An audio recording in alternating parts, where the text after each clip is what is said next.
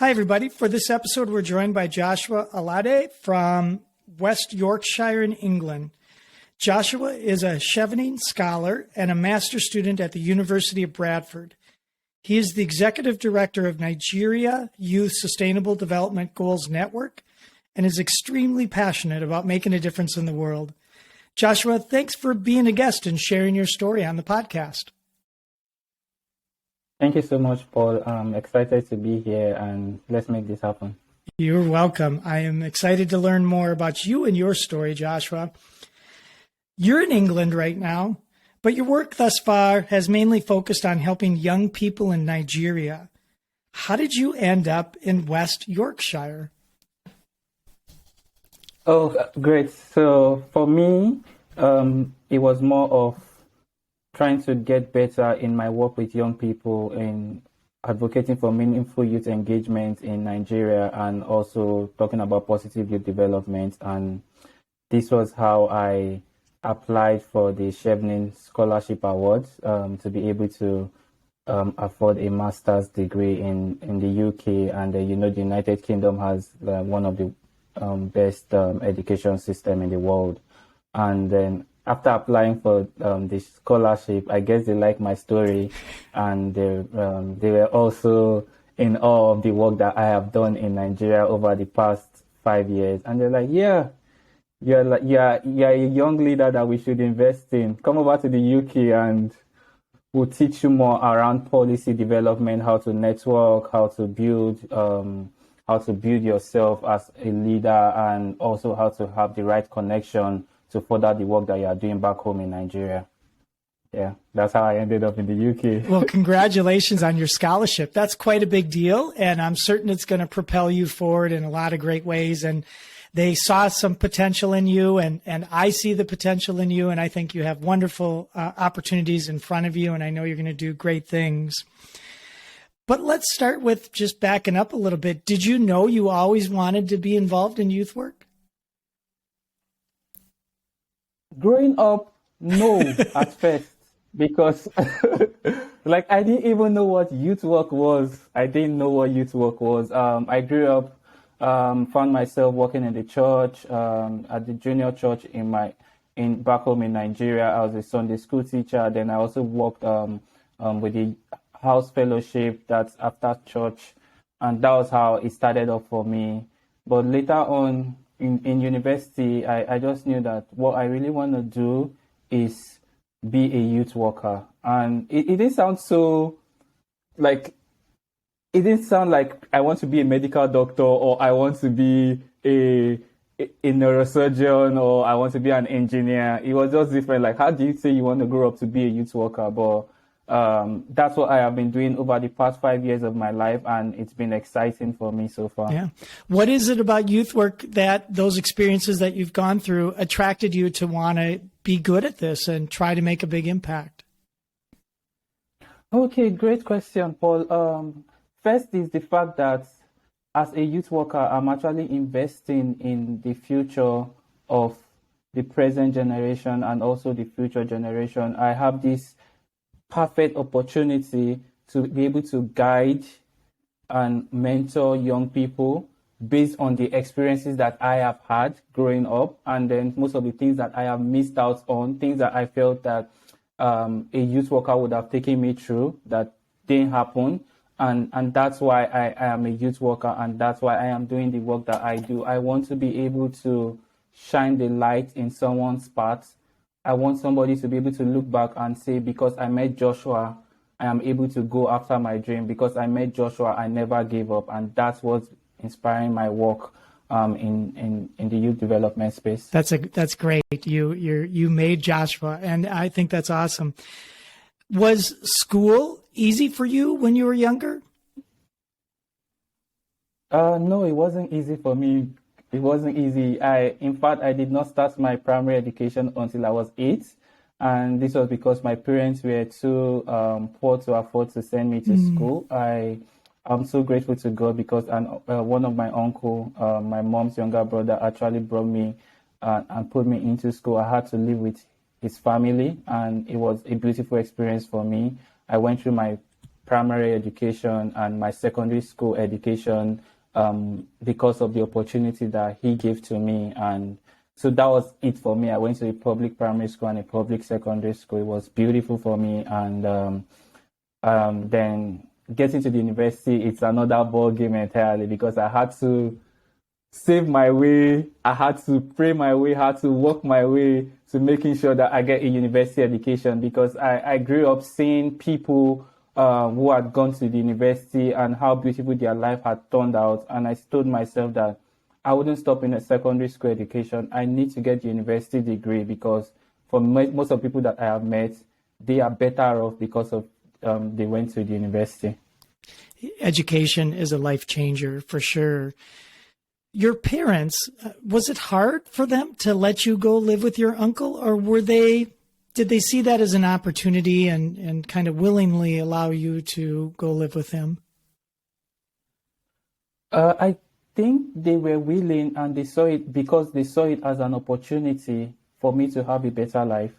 Like most times when I speak with my siblings now, they tell me, they say, Joshua, you are different. And I know it was difficult because there was a time my mom, she would always come visiting every weekend. If she can't come every weekend, she will come once every month. And for me as a child, because I was so curious about the world, about a new environment, I really did not miss home that much. I didn't miss home that much, but I know that for my mom, it was really difficult for her to let me go. But she saw it as an opportunity for her last child to get an education, to grow up in a better environment. Because where my parents were living, it's a very tough area in Lagos. It's called Alade Oshodi. Like if you Google Alade Oshodi, it's known for various kind of crimes and a lot of other things that happen on the street, and that's it. So you had some siblings. Did your siblings get the opportunity to get involved with school too, or have they not had that option? So my elder siblings were able to go to, they were able to make it through their secondary school education. And I draw a lot of inspiration from my brother. He's late now. And because for him, education was really very important. He had to leave home. He left home on his own accord because my parents couldn't afford to send him to the secondary school. He left home to go stay with an uncle, thousands of kilometers away from where my parents were, and that was where he got his secondary school education, just by sheer resilience and perseverance. Yeah. So he's someone that really inspires me. Even right now, I thought about him and I'm like, I'm doing this for you, Yusuf. Like, that's his name. I'm like, I'm doing this. I'm getting a master's degree for you too. That's great. And do you still talk to your mom and dad quite a bit? Yeah, I speak with my dad. My mom is late. She died about 11 years ago. Yeah. So sometimes I think about my life and I tell myself that everything I am today is because my mom didn't give up on me. Her biggest dream was for me to go to the university. And I'm so happy I was able to go. I bet your mother... Go ahead. I know that if she's alive today, she'll be so proud, really proud of me. That's Joshua. That's what I was going to say. I was going to say, I bet you your mother would be so proud of you, and I bet your father is as well. And to think about Joshua, and I've had the opportunity to get to know you a little bit more than what some of our listeners have had the chance to. You have huge aspirations to change the world and to change policies for young people. And she's only going to get more and more proud of you every day. And I am so grateful that your mother saw potential in you and was willing to let you go live with your uncle because she knew that was the best opportunity for you. What a wonderful gift she gave to you. Yeah, I remember one time when I was in the university and I was so broke, like I didn't know what to do. It was my first year in university, and this was when she was really ill, and I didn't have money, so I just called her. I went to their house and I told her, like, I'm really sorry you are sick, and I am so broke I can't help you. And she was like, don't worry. If you go to the store, top of the fridge, you would see a container. There are two containers inside one container. Pick them out. I've been keeping some money for you. Use it to do whatever you want to do. And every time I think about that scenario, I'm like, this woman is on her deathbed and she still was able to. It's not a lot of money, but for me, it was the whole world. It was so much. And this is one memory of her that I really treasure. And I hope that when I become a dad too, I can do the same thing for my children. Yeah. She sounds like a beautiful person. I'm so sorry for your loss. So your sibling say, like, Joshua, you're so different now that you're in college. How has your education changed you, Joshua? What things are different for you now? For first, my education has made me see that all you just need is a dream, a determination, and a good heart to make a difference in the world. It has made me see that no matter how difficult it might be, if you just have that determination and you say, I really want to make change happen, doors will open up for you. It has also made me see how I can better contribute to my country. Because I tell myself, if I never went to school, a lot of things that I have been able to do in Nigeria, especially when it comes to youth work, especially when it comes to supporting people who have aspirations to get into youth work or volunteers, will never have happened. So my education has given me wings to fly. It has also given me this sheer belief in myself as a person that I matter and that I am in this world to make great things happen.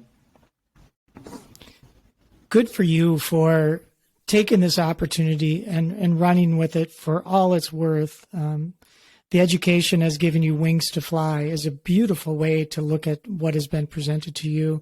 And I know you take that so seriously and want so bad to make an impact on other people.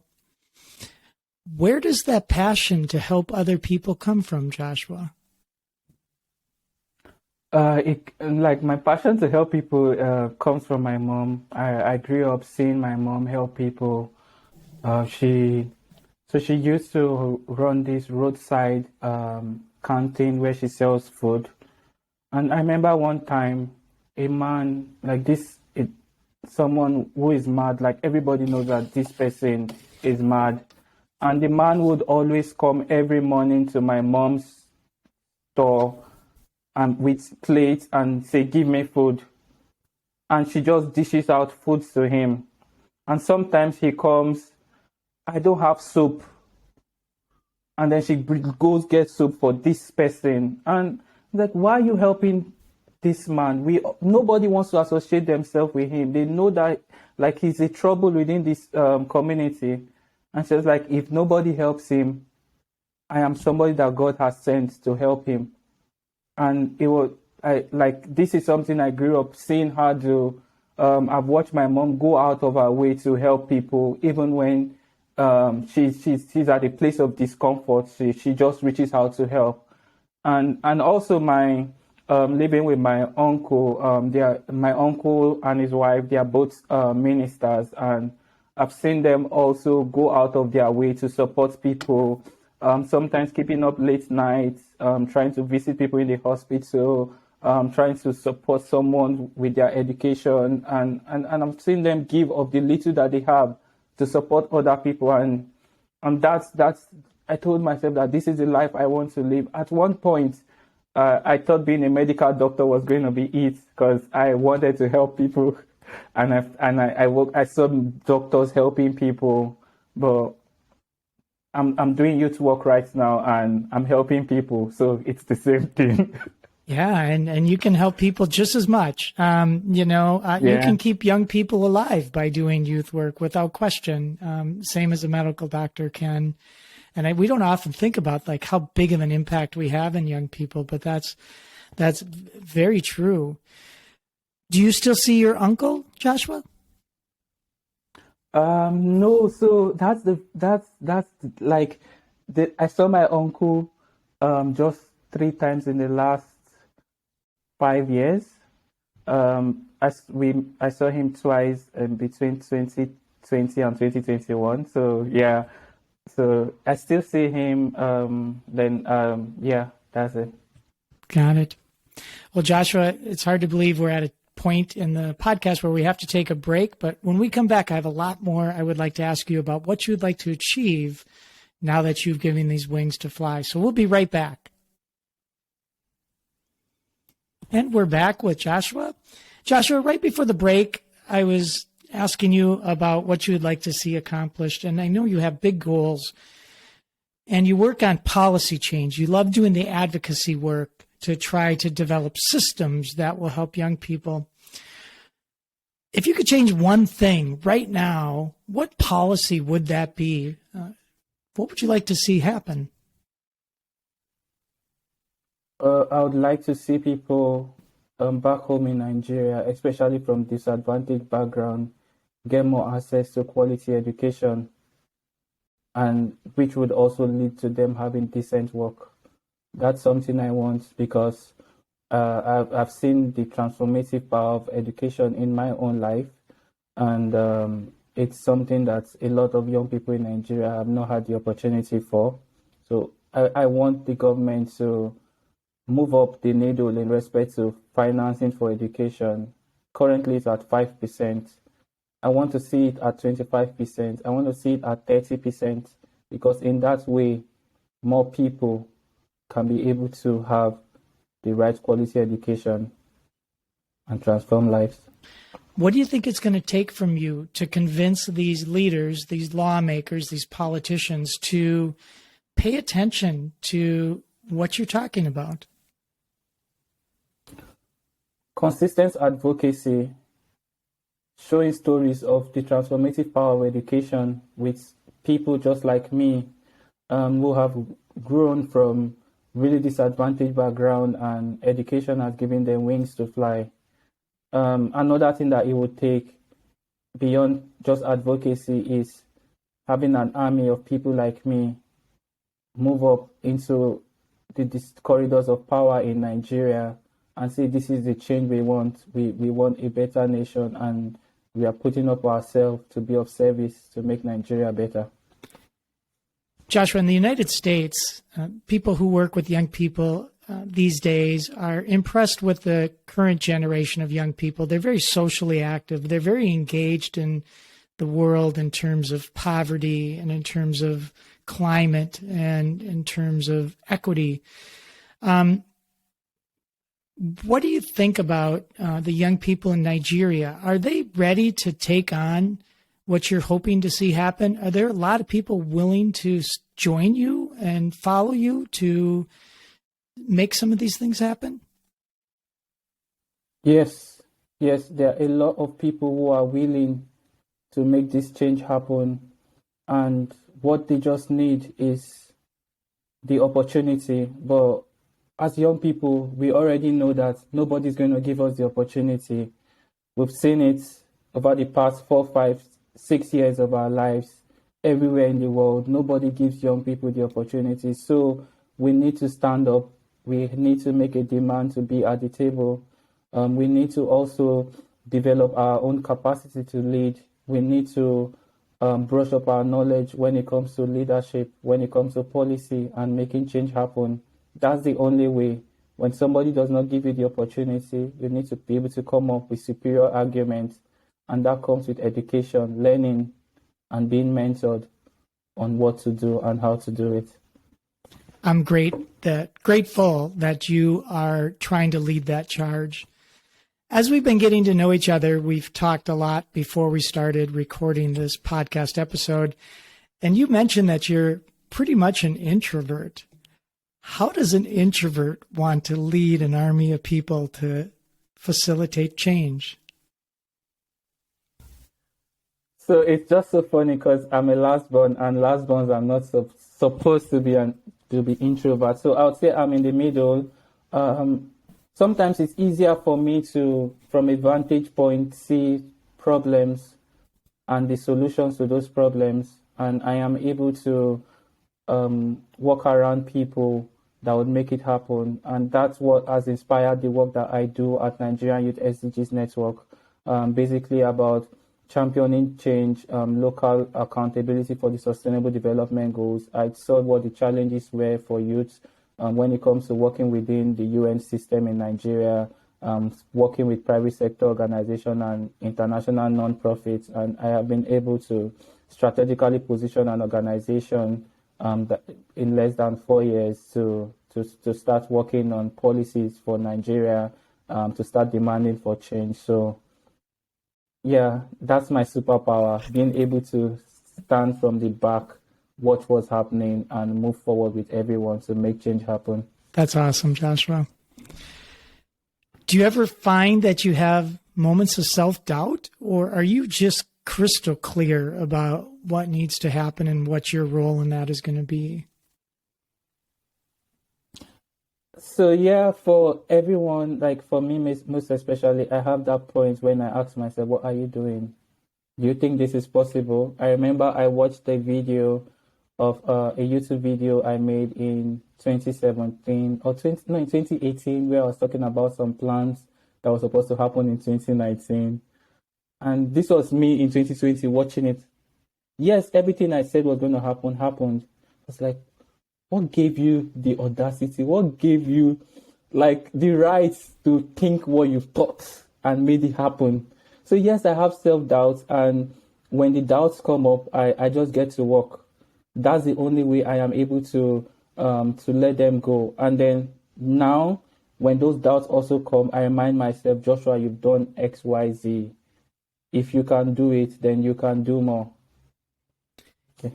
When you have those moments of doubt, do you have people you talk to regain your focus or to help you get through those points? Or how do you manage those moments of where the clarity isn't quite as bright? The first thing I do is pray. Like, I have this awesome relationship with God. I'm a Christian, so I pray. Most of my ideas, I always say they are inspired by the Holy Spirit. And even when I do not know how clear they are, what I just do after praying is I call my wife. She's Adenike. She's just awesome. Like, she knows how to build my ideas and make them look amazing. So whenever I don't know what to do, but this is the idea, I just share it. I'm like, hi babe, this is the plan. So it's like, okay, let's do it this way. What do you think? And I'm like, I think what you are saying is the right thing. Let's do it. And it just becomes so beautiful with her coming in. And I'm so grateful that she's in my life. I'm so grateful because she's someone who God has used to put a lot of structure and perspective to everything that I am becoming right now. Your wife sounds wonderful too. You've had some wonderful women in your life. Yes, I have. I have been lucky. I have 3 awesome sisters, and my wife, she's the icing on the cake. Yeah. Your spiritual beliefs, your Christianity is really important to you. I know that. Where did that come from? Where did you get exposure to faith, God, and religion? It was when I went to live with my uncle. Growing up as a child, I usually sing that's when I was living with my parents. I usually sing, and my songs were more of trying to connect to some higher power, which I didn't know what it was. So when I went to live with my uncle, I saw them go to church. I saw them pray. And they're like, okay. And I saw everything. Like if there's an issue, they would always go to God in prayer. And at one point in my life, I'm like, this is the right thing to do. I've seen evidence of every one of these things work for them. They are praying and all. And I decided to go on a personal journey myself. I remember sitting down somewhere. I used to run a bookstore after my secondary school education, and just sitting there in that bookstore, and I just told God, I'm like, dear Lord, this was me. I was 19, thereabout. I was like, dear Lord, I just want to walk with you. I need you to guide me, and I need you to order my steps. And that was how my relationship of faith started booming. It's wonderful that you have that, because doing what you want to do takes a lot of dreaming and a lot of visionary kind of perceptions of what the world could be like. What kind of things cause you to have despair when you start thinking about what could be? What obstacles do you face? What things that make you think, oh boy, this is going to be difficult, or this is going to be the biggest challenge? What are some of those things? I don't know. Like I don't see obstacles. Most times I see opportunities, and I just tell myself, what can we do? Like every time there's an issue, there's a challenge, I just ask myself, what can be done? I start thinking about it. Like for instance, when COVID happened to young people in Nigeria, and a lot of people were scared, what do we do? The next thing I thought about, I spoke to my team. I said, what do we need to do right now? People are scared. How can we inspire hope? And it led us to come up with this publication that we called it COVID positive stories, because everybody, when there's a story about, oh, you are positive for COVID, so you have to isolate. So we came up with these stories of action of young people taking positive action against COVID. People were making and giving out nose masks, people were making hand sanitizers, people were running food banks, and we used this as an opportunity to inspire other young people that even in the midst of this pandemic, you can actually do something positive. And it also was what led us to working with the Federal Ministry of Youth and Sports in Nigeria and the United Nations Department for Economic and Social Affairs to work on the Nigerian Youth Employment Action Plan as a policy document by the Nigerian government to support young people in the light of COVID-19, especially those who have lost their livelihood and employment. When you think about your life and your situation growing up as you did, and now the opportunities in front of you, do you have like a life motto or words you live by that kind of keep you so grounded and centered? Yeah, so this is something I say to myself. I tell myself that Joshua, if you have this slight picture of a better life, always make sure you hold it tight with super glue in your hand. And every day, every month, every year, I see something small and like, okay, make it bigger, hold it close to you. This is going to be life transforming. This is going to be a game changer. I would remember, like for instance, when I finished my youth service and I had to go back home. So the youth service is a 1-year program for graduates of higher institution in Nigeria, whereby you go to another state to serve your fatherland. And when I got back home, it's like, what am I going to do next? And I started volunteering for a nonprofit. And from there, I started learning how to write grants. I wrote the first grant for them. It was $5,000, and this was 2015. Year 20, I was like, if I could do this, it means that I can do more. And it has started opening more doors for me. And it's also what inspires the work I do and the way I live my life. If every time I see a slight picture of a better life, I hold it tight. I dream about it until I make it happen. It's a wonderful metaphor about holding the picture of what you see in the future and holding it with super glue in your hand so that it never slips away. That's a wonderful way to think about it. And Joshua, I'm so glad that we've got to meet, and I'm so glad that you're doing what you do. The world is in desperate need of people with your passion and your commitment. And our young people everywhere, I believe, are someday going to be better off because of you and because of your ability to drive change and to hold on to that picture of what the world could be and never let go of it. So thank you for the work you do, and thank you for being a guest on the podcast. Thank you so much, Paul. It's been a joy and an honor to be here. Thank you. The feeling is mutual. What words of wisdom or inspiration would you like to leave with our listeners today, Joshua? So the word of wisdom I would like to leave with everyone is the same words I say to myself every time there's an opportunity. If you have a slight picture of a better life, if you have a slight picture of something that's going to make you better as an individual, please hold it tight. Don't let it slip from you. Don't listen to anybody telling you it's not going to happen. Don't listen to the doubts in your head. Just hold it tight, because they are going to happen.